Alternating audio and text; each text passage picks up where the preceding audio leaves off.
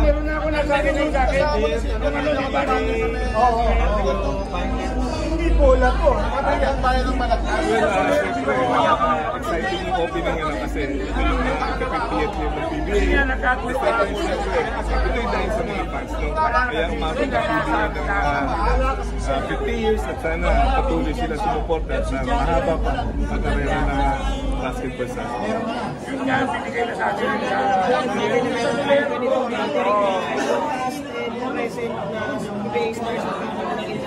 well, sa akin maganda yung nare-recognize yung mga dating players para nakikita rin nila ng mga susunod na henerasyon kung paano yung dedication ng mga dating players kung paano mahalin yung basketball talaga.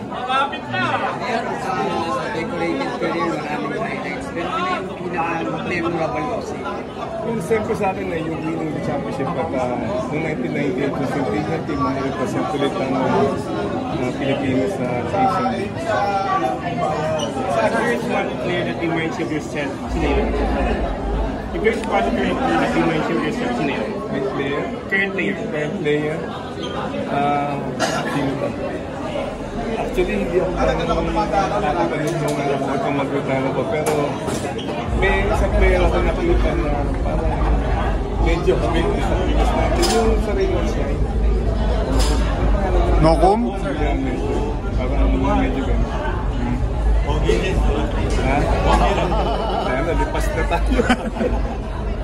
Seeing yung mga old faces, mga nakasabayan nyo, did it bring back yung mga memories nyo nung glory days nyo sa PBA? Well, siyempre, sa tagal ng panahon, 2006 ako nag-retire and isa naman kasi nakikita-kita rin kami, like sila Bong Hawkins, sila Alan Kaidig, sila Jerry Splana, Jericho Deniera.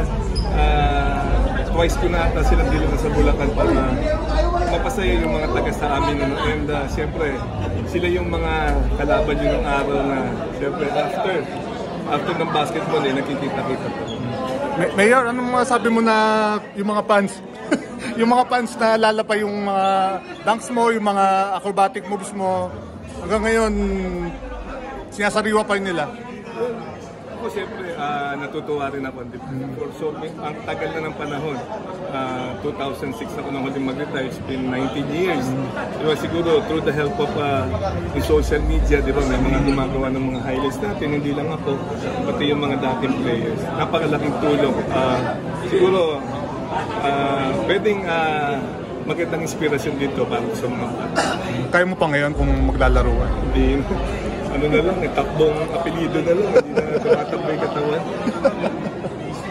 Coaching. Hindi na siguro, sakit sa ulo. For 9 years, pero okay naman yung journey ko as a okay naman yung naging journey ko as a coach na dahil nakatulong tayo sa mga players na hindi ko alam kung hindi ko naman tanda ko lang yung naging PBA players dyan. Ang nakita ko naman dyan si Oren tsaka si De Los Santos.